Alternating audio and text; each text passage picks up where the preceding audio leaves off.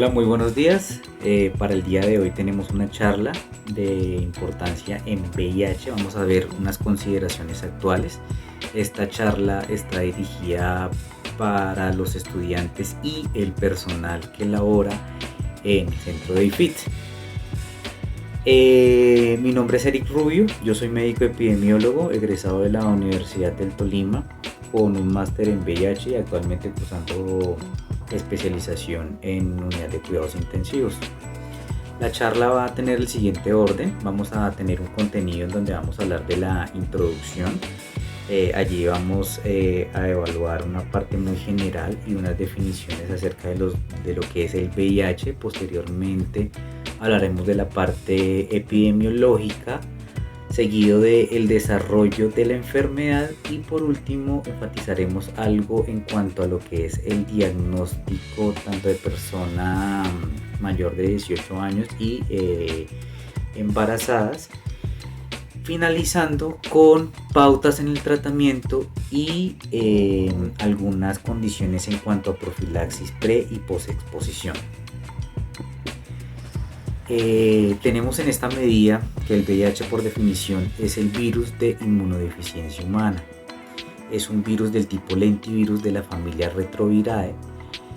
Es un virus de tipo ARN monocaterario retrotranscrito, lo cual significa que depende solamente de una sola hebra de ARN, el cual va a ser transcrito de manera retrógrada y necesita bastante de la maquinaria para su reproducción de la célula hospedaria.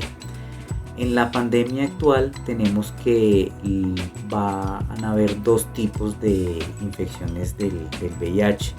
Hay VIH tipo 1 y VIH tipo 2. La mayoría, cerca de más del 90% de las infecciones que son derivadas del VIH son de tipo 1. Estos van a generar una respuesta o más bien una infección a las células de tipo linfocitos CD4, también algunos macrófagos y algunas células dendríticas. El mecanismo por el cual este virus afecta a este tipo de células va a ser por inducción de muerte celular. ¿De qué tipo estamos hablando? Entonces vamos a ver piroptosis, que es un tipo de muerte celular mediada por inflamación. Vamos a ver apoptosis, que es un tipo de muerte celular mediada por programación de su muerte vital.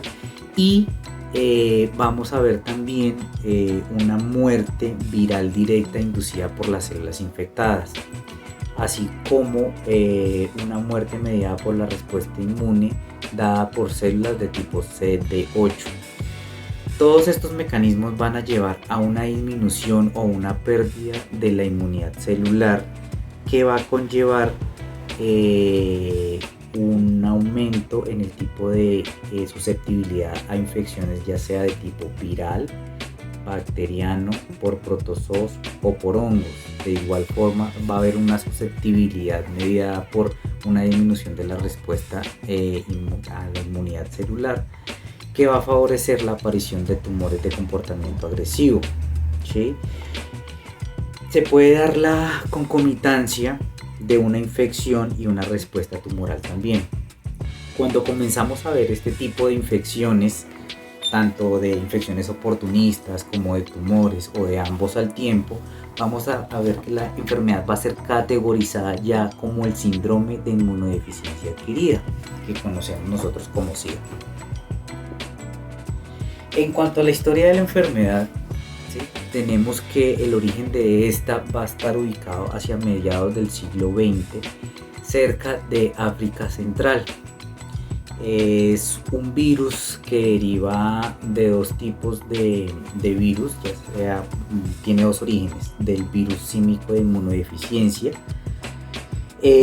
Para 1981 en el CDC se documentaron unos casos de neumonía atípica, de una neumonía desencadenada por el Pneumocystis carini en Los Ángeles, los cuales configuraron unos 7 casos inicialmente. Asociados a estos pacientes cursaban también con neoplasias del tipo sarcoma de Kaposi. Eh, Esta asociación, ¿sí? Inicialmente pues la categorizaron como el síndrome de inmunodeficiencia gay, por lo que inicialmente se veía en poblaciones susceptibles como lo que son los homosexuales y también pacientes que eran usuarios de drogas inyectadas. Había un número de pacientes que también tenían como antecedente la aparición de la enfermedad en receptores de transfusiones sanguíneas. Ya para 1982 la enfermedad está categorizada como SIDA, síndrome de inmunodeficiencia adquirida, y para 1984 los doctores Barre Sinius y Lou Montagnier aislaron el virus, que ya para 1986 ya le dieron un nombre propio y se clasificó como virus de inmunodeficiencia humana. Entrando ya hacia la parte de epidemiología, tenemos una epidemiología que a nivel mundial a la fecha se cuentan que 39 millones de personas viven actualmente con VIH. De estos, en el último año, estos son datos que salieron del 2022, hay una prevalencia de la enfermedad en 1.3 millones de nuevos casos. Para el 2022 hubo 630.000 muertes por VIH, y de estas pacientes, de estos 39 millones de personas que viven con VIH, tenemos que cerca del 29.8 millones de personas tienen acceso a la terapia antirretroviral. La pandemia mundial actualmente va contando con 85.6 millones de personas que se han infectado en todo el mundo desde que apareció la pandemia hacia mediados del siglo XX, y de los cuales han muerto 40.4 millones de personas. La pandemia tuvo un pico hacia el 2004 con una incidencia y una mortalidad bastante alta, que posteriormente, dado la inducción y la implementación de políticas, así como la facilidad de dar la terapia antirretroviral, mejoraron estos datos, ¿sí? Ya progresivamente con una disminución. Ahorita les muestro un cuadro que nos va a reflejar esto. Para la parte de Latinoamérica tenemos que 2.2 millones de personas viven con VIH, y de estos para el 2022 cerca de 110.000 personas se documentaron como casos nuevos, presentándose un total de muertes durante este año de 27.000 fallecidos. Datos más cercanos ya a nivel Colombia, dados por los registros de ONU-SIDA, tenemos que en Colombia viven actualmente 190.000 pacientes con VIH, de los cuales se documentaron para el año 2022 8.300 casos nuevos.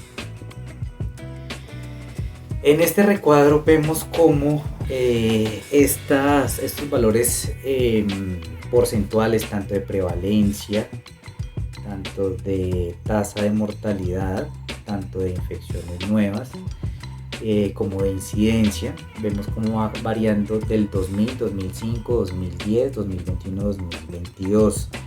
Lo importante de este cuadro que llama la atención es el crecimiento que se ha ido desacelerando de personas, de personas con incidencia en la enfermedad. Inicialmente la incidencia en el 2000 era de 2.8 millones, para el 2005 disminuyó a 2.5, para el 2010 ya fue 2.1, y para el 2021 estamos hablando de 1.4, y más recientemente para el 2022 1.3. Quiere decir que los casos nuevos por año han ido disminuyendo en comparación con los años anteriores. Sin embargo, pues como vemos allí, para el 2022 la prevalencia, es decir, el número de personas que actualmente tienen la enfermedad, llega rondando los 39 millones de afectados. Este comportamiento y este cambio en este patrón epidemiológico se debe a que mayor número de pacientes están usando la terapia antirretroviral, lo cual les confiere una mayor tasa de vida, ¿sí? Casi que estamos hablando de que los pacientes pueden acercarse a la tasa de vida de un paciente sin la enfermedad, contando pues con un suministro de este medicamento, con lo cual lo conlleva a una mejoría en su calidad de vida, ¿sí? De igual forma, las muertes también se han ido impactadas de igual forma por el uso de la terapia antirretroviral. Vemos que hacia el 2000 la tasa de mortalidad estaba en 1.7 millones y la tasa actual casi que está de 630.000. Prácticamente se ha disminuido en una tercera parte la tasa de la mortalidad debido al uso apropiado y adecuado de la terapia antirretroviral. Tenemos unas poblaciones que son claves en cuanto al manejo del VIH, y es que hay una población clave que significa cerca del 20, el 30% de la población que más se encuentra afectada, ¿sí? Tenemos que las profesionales del sexo van a contar con un porcentaje de 2.5, hombres que tienen sexo con hombres homosexuales tienen un porcentaje de 7.5, quienes son los afectados por la enfermedad. El 5% de pacientes que usan drogas inyectables y se comparten estos objetos, estos mecanismos, pues llegan al 5%. Los transexuales llegan a ser un 10.3% de la población total de los afectados con VIH. Y se ha visto también que los reclusos llegan a ser un 1.4% de esta población. Datos importantes en cuanto a la financiación de los programas en VIH: se cuenta que a manera global el 20.800 millones de dólares son invertidos en programas de este tipo, y de estos el 60% se encuentra o se extrae de fuentes nacionales. Según los datos de la ONU-SIDA, ahí se ha visto una disminución progresiva con una afectación en estos programas. Sin embargo, pues no se ha visto ningún cambio en cuanto a la prevalencia, actividad y un nuevo pico en la enfermedad de manera afortunada. Esto quiere decir que los gastos están directamente relacionados solamente con la administración de la terapia antirretroviral, y no se encuentra afectada o se han disminuido gastos en salud pública en cuanto a las complicaciones de la enfermedad, que son lo que produce un mayor costo en salud pública. Bueno, vamos a hablar un poco sobre lo que es el desarrollo de la enfermedad. Tenemos que pues en la infección primaria va a afectar a estas células que les comenté anteriormente, principalmente a células linfocíticas CD4. Estas son las que tenemos en la parte izquierda de la pantalla. Estas van a comenzar a disminuir su número tras la infección primaria, y la línea roja nos indica la aparición y el asentamiento del virus en órganos linfoides. Entonces vamos a ver que a medida que va a disminuir con el tiempo tras la infección primaria las células CD4, vamos a ver un aumento progresivo de la incorporación de este virus en estos órganos. Posteriormente se desarrolla la enfermedad cerca de las 3 o 6 semanas, en donde vamos a ver que la respuesta que va a presentar el huésped es una infección muy general, en donde se va a ver algún tipo de rash, fiebre en su 90% de los casos, así como síntomas muy constitucionales, que es malestar, astenia, dinamia, fatiga, alguna inflamación de ganglios, ¿sí? Y va a pasar muy inadvertida como una gripa o una infección viral en general. Vamos a entrar posteriormente a un periodo de latencia que puede abarcar de 1 a 10 años. Hay personas que por su condición genética desarrollan una lenta manifestación de la enfermedad y son llamados controladores de élite, ya que evitan o su sistema inmune está capacitado para disminuir la replicación viral. Esto igual con el tiempo y sin el uso de la terapia antirretroviral va aumentando la carga en el organismo y va afectando y produciendo un declive, como lo vemos acá en la línea azul, de manera progresiva, en donde alcanzan unos niveles críticos de CD4. Se dice que por debajo de 200 linfocitos CD4 comenzamos a ver enfermedades oportunistas, que nos va a conllevar a la muerte si no hacemos una intervención en este punto, evitando que estos CD4 disminuyan. Esto se va a ver también reflejado con el número de copias de ARN viral. Entonces vamos a ver una carga disminuida de CD4 con una carga alta de ARN y una aparición de la enfermedad. Bueno, continuamos. Tenemos entonces allí mecanismos de transmisión. Principalmente, y la vía más usual de transmisión, estamos hablando cerca del 80% para allá, tenemos el vía de transmisión sexual. Esta depende también del tipo de predilección sexual que tenga el huésped, ¿sí? No es lo mismo la transmisión de tipo oral, que está cerca de, es bien bajita, es menos del 10%, ¿sí? A través del sexo oral, de actividad de sexo anal y sexo vaginal, así como también en mujeres homosexuales.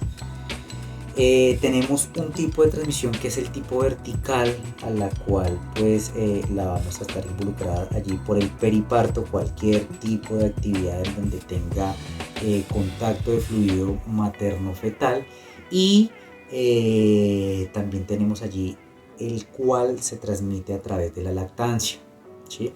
Por eso es importante, madres portadoras o infectadas con VIH, hacer un cambio de una manera muy pronunciada, de suspender completamente la lactancia, ¿sí? E iniciar una alimentación para el niño de una manera artificial, que es la lactancia de fórmula. Otro mecanismo de transmisión es el contacto de fluidos dado por heridas, agujas y demás tipos de dispositivos que afecten la vulnerabilidad de la piel y las barreras naturales de aislamiento, por lo cual estos van a constituir varios de los factores de riesgo: el sexo sin protección, los partos sin planificación, el uso del consumo de las terapias antirretrovirales, ni del uso pues de infusiones durante el parto. Bueno, continuamos entonces. Vamos a hablar en cuanto a lo que es la parte del diagnóstico. Existen varias pautas, varios métodos por los cuales se puede llegar al diagnóstico, ¿sí? Contamos con ELISA, que es un método de inmunoensayo.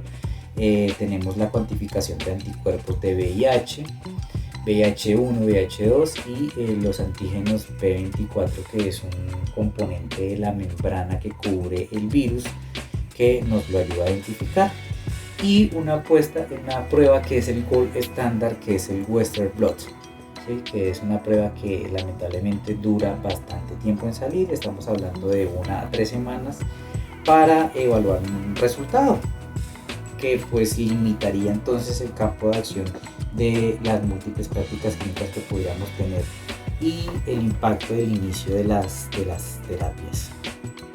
Bueno, tenemos acá un algoritmo de diagnóstico en mayores de 18 meses para evaluar cómo hacer el diagnóstico como tal en estos pacientes. Entonces tenemos un paciente mayor de esta edad, en el cual vamos a tener que tuvo un contacto con un paciente VIH, ya sea una madre portadora o un paciente que tuvo relaciones con otro de un estado desconocido. Vamos a hacer la realización de una primera prueba y pues si esta sale negativa, no reactiva, pues se categoriza como diagnóstico negativo, se brinda información al paciente y se le aconseja ajustar sus estilos de vida a disminuir factores de riesgo exposicional. Si esta prueba sale reactiva, se lleva a una segunda prueba. Esta segunda prueba se realiza de un laboratorio distinto, extrainstitucional, habilitado de manera extramural, o se realiza también una prueba molecular. ¿Sí? Ya teniendo dos pruebas, ¿sí? Si el resultado en ambas pruebas es positivo, sea cual sea la prueba, se diagnostica al paciente como VIH positivo. Si la segunda prueba bajo estas condiciones de cuarta generación o un Western blot sale negativo, decimos que el paciente no cuenta con la enfermedad, no es concluyente y debería ser sometido a una tercera prueba. Esta tercera prueba en su mayoría de elección sería una carga viral, ¿sí? Ya que esta nos indica sí o sí si el paciente tiene la infección y actualmente el virus se encuentra en replicación. También contamos con otra prueba convencional de tipo ELISA o quimioinmunofluorescencia que se podría usar en este tipo de pacientes. Entonces tenemos una prueba positiva, una prueba que salió indeterminada y una prueba que vamos a entrar a evaluar. Si esta tercera prueba nos da una carga viral detectable, sea cual sea el número de detectabilidad, se considera que el paciente es confirmado para VIH, se brinda información, se remite a atención integral y se derivan estos pacientes a inicio de terapia antirretroviral. Si esta tercera prueba, ya sea por inmunoensayo, por huella de Western blot, sale de tipo indeterminado, se clasifica al paciente como no concluyente y se le indica al paciente repetir la prueba al mes. ¿Qué pasa por estas pruebas? ¿Por qué salió primero positiva, luego negativa y luego negativa otra vez? Hay un periodo en la enfermedad que estamos hablando de las 3 semanas más o menos a las 6, en donde el paciente puede estar infectado, pero no hay detectabilidad antigénica ni inmunológica. Esto se llama periodo de ventana, ¿sí? Y es por eso que en algún momento la prueba lo capturó y posteriormente las pruebas siguientes no lo detectaron. Por eso entra en este esquema de evaluación. Y por último, un paciente que tiene prueba positiva y 2 pruebas negativas, pues ya queda catalogado como negativo. Se le da también información y demás. Este algoritmo pues nos habla acerca de las pacientes gestantes, ¿sí? Tenemos el inicio de la paciente, se le hacen sus exámenes del primer trimestre, el examen sale con una prueba positiva, se le realiza una segunda prueba, ya sea carga viral, ELISA, Western blot, y donde se evalúa si salió positivo o no. Si sale positivo, pues el paciente ya entra en un tercer procedimiento en donde se realiza una carga viral, si la paciente es detectable o no, ¿sí? Porque de esto dependerá qué tipo de terapia es a la cual va a ser llevada, porque cualquier tipo de estos pacientes pues entra de una vez a terapia de uso de antirretrovirales, ¿sí?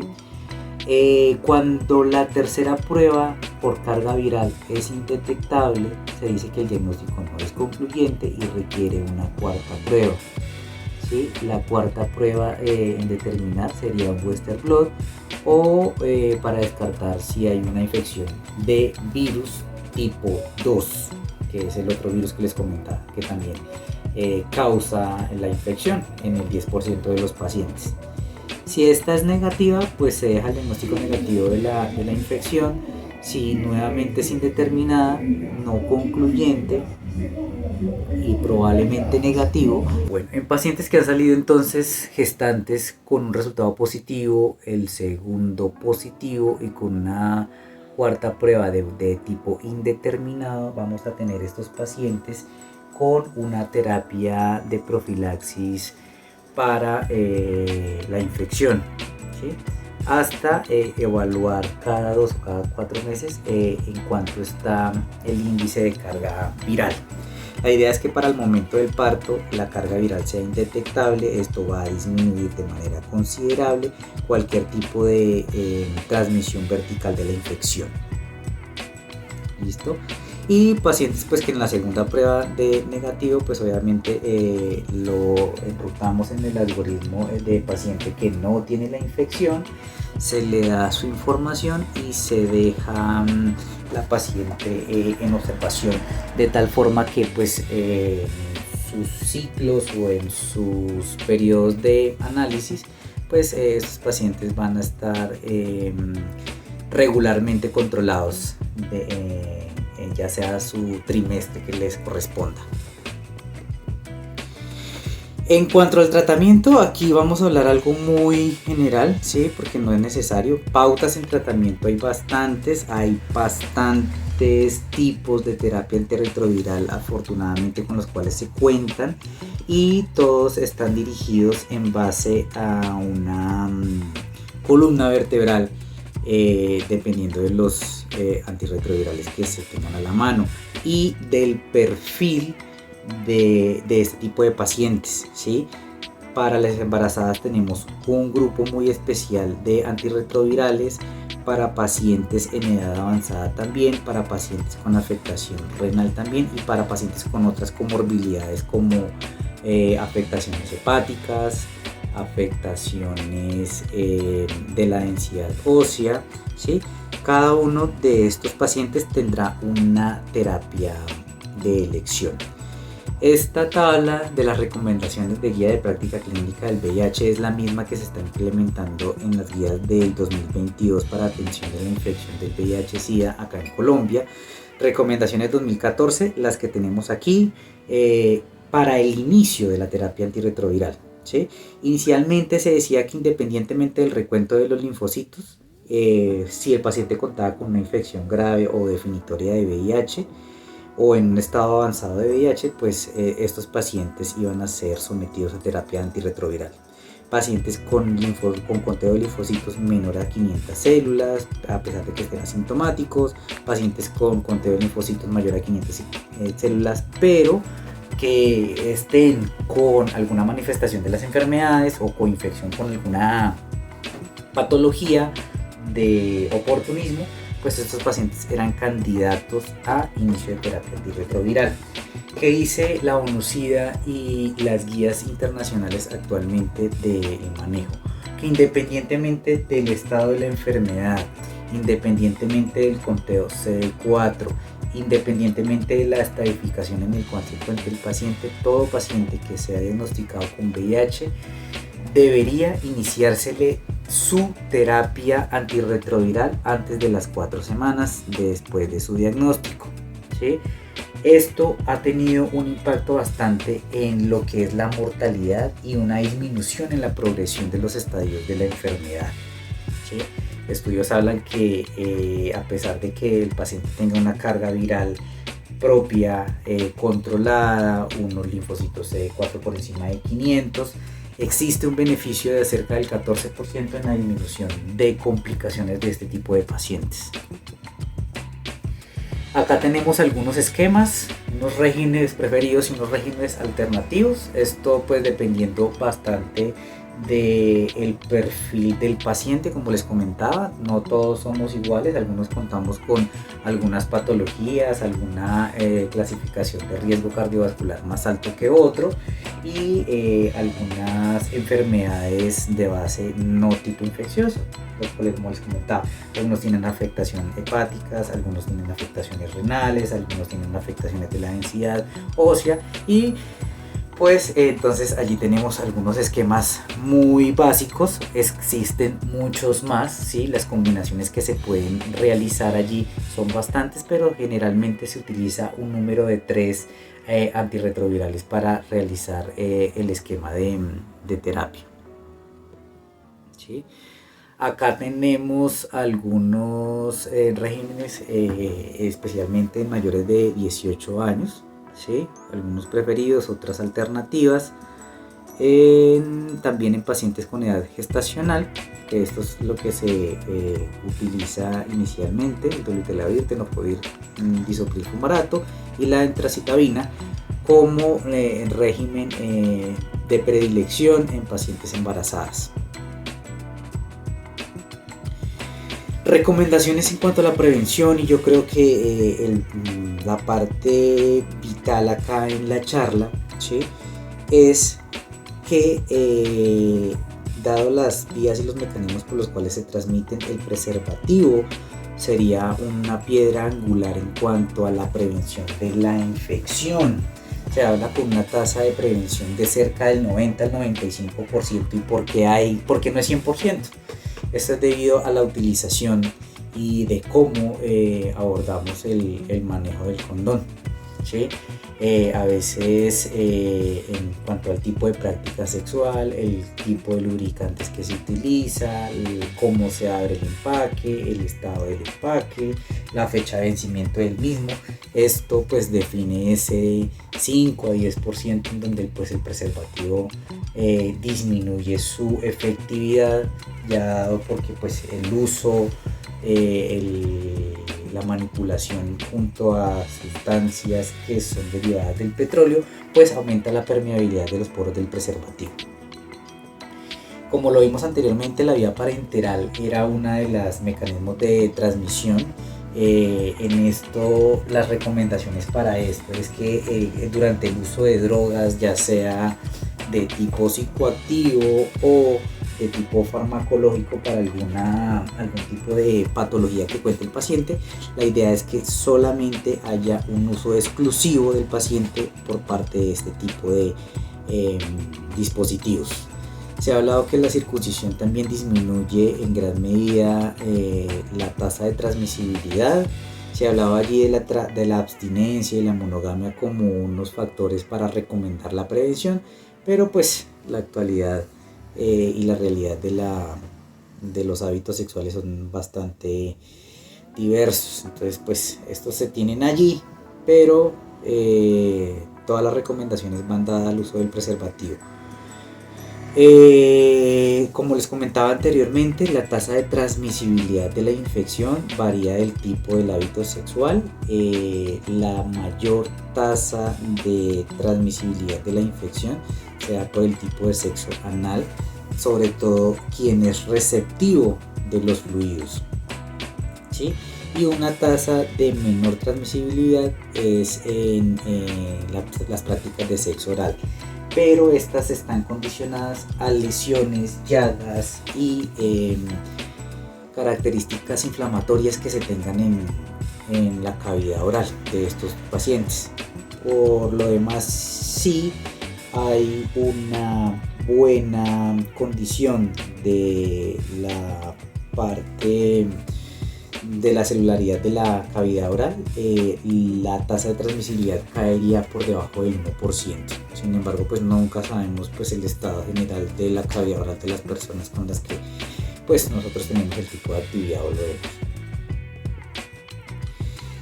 Otro foco importante y que traje allí a colación es la profilaxis preexposición. Me pareció bastante importante incluirlo en la charla porque sí existen medidas farmacológicas con las cuales enfrentar una eventual exposición, ¿sí? Estamos hablando de que pues prácticas relacionadas con riesgo, es decir, en las cuales no estamos protegidos con el preservativo, existen allí unos esquemas, ¿sí?, de el uso de antirretrovirales de 2 a 24 horas previas a la relación sexual, ¿sí? El esquema está basado en entracitabina y tenofovir, Se habla que consumir 2 tabletas de este medicamento en este tiempo de preexposición de 2 a 24 horas, con una nueva administración a las 24 horas de la primera tableta. Nos tomamos una nueva tableta y una cuarta tableta 24 horas después a la tercera tableta, para un total de 4 tabletas antes de una exposición de alto riesgo.